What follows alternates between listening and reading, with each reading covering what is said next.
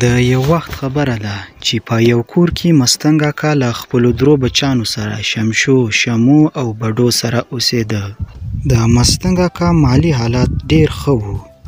هغه ځکه چې د ده دا درې بچان ډېر زیات بهادران او منتکښه ول. هغوی به ډېر زیات محنت کاوه. په ټول ملک کې به د ده د بچانو ډېر زیات صفتونه کېدل چې د ده بچان ډېر زیات بهادره او منتکښه دي. بیا یوه ورځ مستنګ اکا له خپلو بچانو سره د خپل کور تر مخ ناست و او په خبرو بوخت و چې ناڅاپه د باچا له طرفه یو سپاهي راغلو. سپاهي په خیر راغلی. څنګه دې زما دیرې ته پیښه راوکړه؟ هیله ده چې باچا سلامت به ښه و. یقیناً به دې څه شی په کار شوی وي چې زما دیرې ته دې پیښه راوکړه. ووایه. مستنګ اکا زه ښه یم او باچا سلامت هم بلکل ښه و. باچا سلامت څه ځکه راولېږم چې ستا د بچانو د بهادرۍ کیسې په ټول ملک کې خپرې دي او ټول خلک ستا بچان ډېر په بهادرۍ باندې یادوي. زه باچا سلامت را لېږلی یم چې ستا بچان به د باچا سلامت دربار ته یو ځل راشي. باچا سلامت ویل چې زما ډېر ضروري کار دی ورسره، که ستا اجازت وي مستنګ اکا. سپاهي چې باچا سلامت زما بچان په ضرورت دي نو ضرور به یې ورته ورولېږم.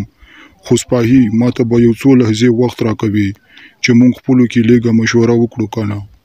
پلاله چې د باچا سلامت په مونږ سره څه کال وي، ما له خو هېڅ هم په دماغ کې نه لازي. ته راته ووایه پلال جانه چې د باچا سلامت به مونږ سره کوم کال وي چې مونږ یې یاد کړو او خپل دلبال ته یې وغوښتلو.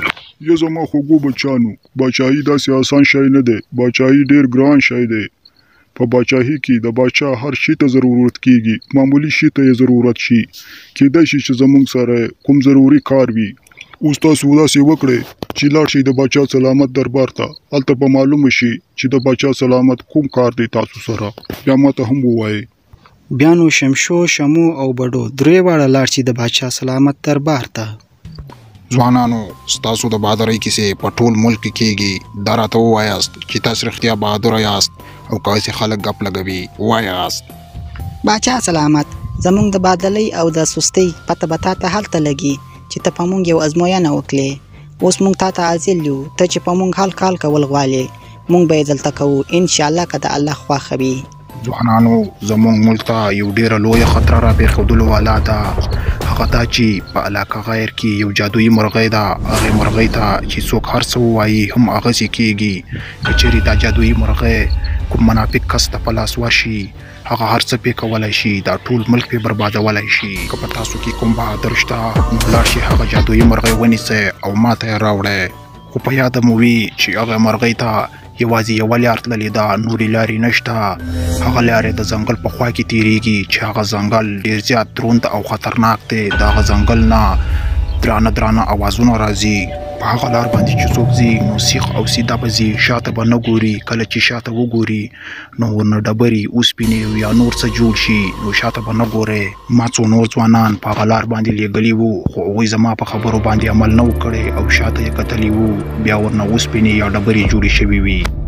باچا سلامت، چې زمونږ ملک ته دومره لویه خطره پېښېدلو والا ده نو بیا زمونږ د بادلۍ څه پیدا شوه چې مونږ کلال کښېنو. مونږ به دلته خپله بادلۍ ضرور ښکاله کوو. خیر دی که زمونږ ځان په خطره کې وي. خو باچا سلامت، مونږ ته به لږ وخت راکوې چې خپل پلار سره لږ مشوره وکړو که نه؟ بیا شمشو، شمو او بډو ولاړ شي له خپل پلار سره په دې هکله مشوره وکړي او د باچا سلامت ټوله کیسه ورته واوروي. د جادویي مرغۍ او د هغه خطرناک ځنګل چې ورسره درانه اوازونه راځي او ډېره خطرناکه لار ده په دې هکله هم ورسره مشوره وکړي. زما بچانو، چې زمونږ ملک ته دومره لویه خطره را پېښېدلو والا ده نو بیا یې هېڅ فایده نشته چې مونږ قرار کښېنو. زمونږ د بهادرۍ بیا څه فایده شوه؟ خیر دی که زمونږ ځان په خطره کې وي چې ملک خو بچاو شي که نه؟ او پاتې شوه هغه لار. د هغې لارې په باره کې ما اورېدلي چې هغه ډېره زیاته خطرناکه لار ده. یقیناً به تاسو ته باچا سلامت د هغې لارې څه تدابیر ښوولي وي په هغوی تدابیرو باندې عمل وکړئ. اوس تاسو دا ما ته ووایئ چې په تاسو کې به کوم هغه بهادر وي چې ولاړ شي دغه مرغۍ ونیسي. پلال جانه، ما نن پخه اراده کړې. زه د خپلې بادلۍ نه نن کال اخلم او ځم هغه جادویي مرغۍ نشم او باچا سلامت ته یې وړم. که ستا اجازه وي پلال جانه. بیا نو مستنګ اکا شمو او بډو و شمشو ته اجازه ورکړي چې ولاړ شه هغه مرغۍ ونیسه. باچا سلامت، د جادویي مرغۍ په هکله مې د خپل پلار سره مشوره وکړه. خپل پلار مې او ورونو مې اجازه راته راکړه. اوس به زه د خپلې بادلۍ نه کال واخلم او لاړ به شم، هغه جادویي مرغۍ به ونیسم او تا ته به یې راوړم که ستا اجازت وي. باچا سلامت. آفرین شمشو، داسې بهادر او منتکاخه ځوانان دي خدای ډیر لري. اوس ته داسې وکړه چې زما په خبرو باندې پوره عمل وکړه. په هغه خطرناکه لاره باندې د ځنګل خوا کې چې تیریږي نو شاته هیڅ کله هم مه ګوره. هغوی به تا سره دوکه کوي چې مرغۍ هم دلته په ځنګل کې پرته ده. په ځنګل کې مرغۍ نه پریویږي.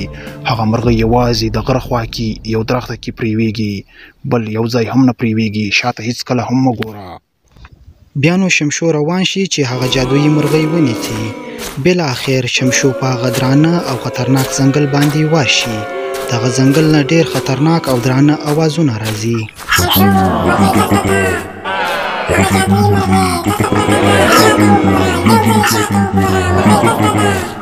یالا دا خو واقعي ډېر لوند ځنګل دی. ته لاسه شمشو یو ځل شاته وګوره. په یو ځل کتو باندې خو هېڅ هم نه کېږي. که چیرې دلته مرغۍ پرته وه دلته لنده به یې ونیسم، باچا سلامت ته به یې ورکړم. د لیرې تلو څه عجب دی. ته لاسه یو ځل شاته وګوره شمشو، په یو ځل باندې هېڅ هم نه کېږي. اوس ګولم ولته. شمشو د دې دروند او خطرناک ځنګل په فریب او دوکه کې راشي او بیا شاته وګوري. کله چې شاته وګوري نو یو دم ورنه اوسپنه جوړه شي. بابا جان او شمو شپه کېدلو والا ده، خو شمشول یې ورک دی. خدای دې نه کړي چې څه ورباندې شوي نه وي. دا څنګه لا ورک دی؟ تر اوسه نه دی راغلی. هغه جادویي مرغۍ پیدا کړه او که نه هېڅ پته یې نه لګي. زما خوږو بچانو، شمشو خو لا ورک دی. دا پته نه لګي چې هغه به مړي که ژوندی، او هغه جادویي مرغۍ به پیدا کړي وي او که نه. زما په زړه یو خدای خبر دی. یو طرف ته راسره د شمشو زوی غم دی او بل طرف ته راسره د ټول ملک غم دی. که چیرې هغه جادویي مرغۍ چاته په لاس ورغلله نو ټول ملک به په تباه او برباد کړي. دا به څه چل کېږي زما بچانو؟ یا زما ګران پلار جانه چې زه یم ته هېڅ غم مه کړه. زه اوس دستي ورپسې ځم چې شمشو ورور مې هم را پیدا کړم او هغه جادویي مرغۍ هم ونیسم او باچا سلامت ته یې وروړم. ته هېڅ غم مه کړه، زه لا ژوندی یم. لازمان ورپسې ځم، همدا اوس دستي ورپسې ځم. بیا نو شمو هم روان شي چې شمشو هم ومومي او هغه جادویي مرغۍ هم ونیسي، خو د ده لاره په هغه دروند او خطرناک ځنګل باندې ورشي. اوهو دا خو ډېر خطرناک ځنګل دی او ډېر درانه اوازونه راځي. او دا اوسپنه د څه ده چې دلته پرته ده؟ دا خو به د چا نه نه وي جوړه شوې.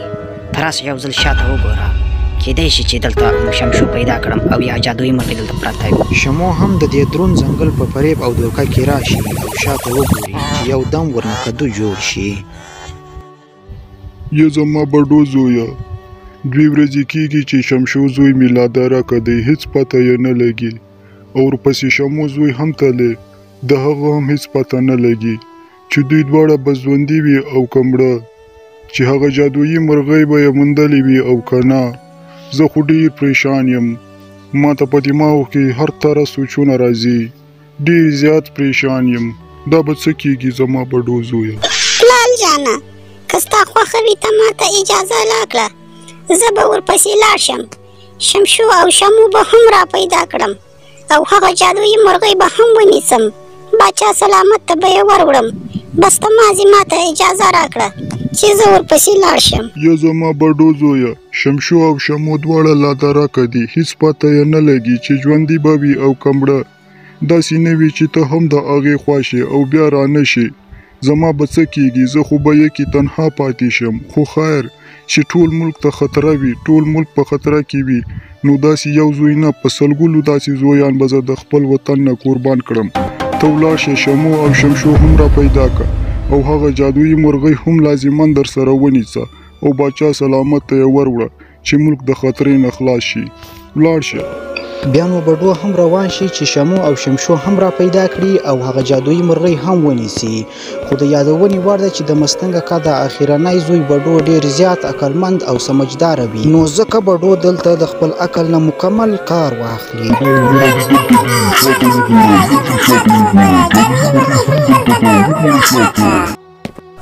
اوهو دا خو واقعي ډېر خطرناک ځنګل دی. ته وګوره څنګه نارې راپسې وهي چې ورونه دې دلته دي او مرغۍ هم دلته ده هغه جادویي. ولاکه شاته وګورم ځم په خپله مخه باندې چې ورونه مې هم ومومم او هغه جادویي مرغۍ هم ومومم چې دغه اوسپنه او دا کدو څنګه پراته دي. زما خیال د خلکو نه یې جوړ کړي. زه ځم په مخه باندې ولاکه چاته وګورم. ځم ولاړم. بډو چې ډیر زیات عقلمند وي د خپل عقل نه کار واخلي او هیڅ چاته نه وګوري او لاړ شي هغه ځای له کوم ځای چې باچا سلامت دوی ته ښودلی وو چې هلته کې جادویي مرغۍ اوسیږي. کوم ځای چې موږ ته باچا سلامت ښودلی وو هغه خو همدا دی چې اوس به هغه جادویي مرغۍ چېرته پرته وي او هغه زما ورونه څه شو. زما په خیال چې هغه زما ورونه دې ځای ته هېڅ را رسېدلي نه دي. زما په خیال چې زما ورونه به په هغه ځنګل کې راګیر شوي وي یا به ډبرې یا به څه بل چدجینونه جوړ شوي وي. ګورم چې به مرغۍ چېرته پرته ده. هغه د مرغۍ هلته په هغه ونه کې پرته ده. اوس کوم چل وکړم چې مرغۍ ونیسم. کړنګ کړنګ ورځم او دا مرغۍ نیسم. له دې سره به زما ورونه هم پیدا شي او د ملک نه به هم خطره لرې شي. بیا نو بډو کړنګ کړنګ او پټ پټ ورشي چې هغه مرغۍ ونیسي. بالاخر بډو په دې وتوانیږي چې هغه مرغۍ ونیسي. جادویي مرغۍ اوس مې څنګه ونیولې.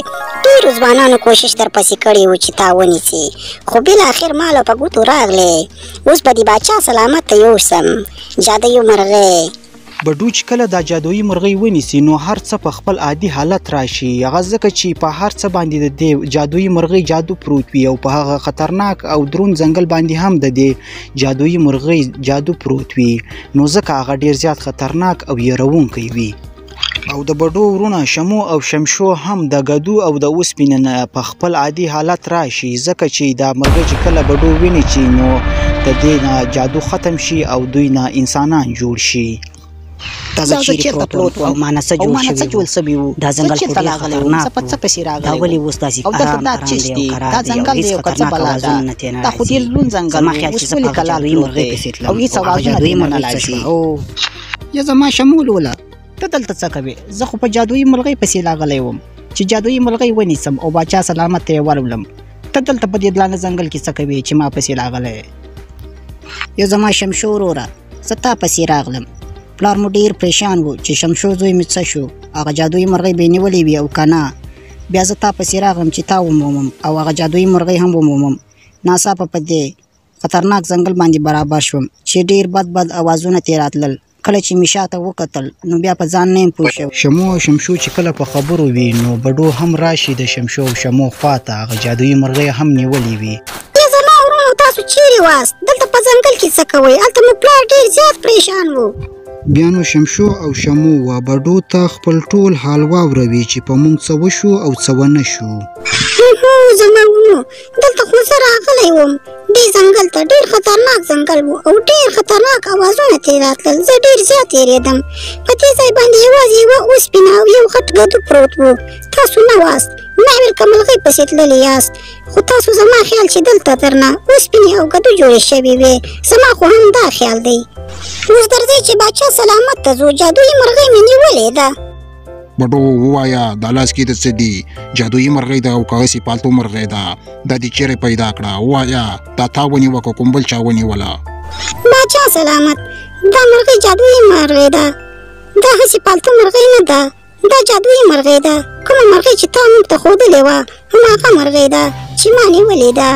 باچا سلامت اوس که زه دې مرغۍ ته هر څه ووایم هغسې به کېږي ځکه چې اوس دا مرغۍ زما په حکم کې ده.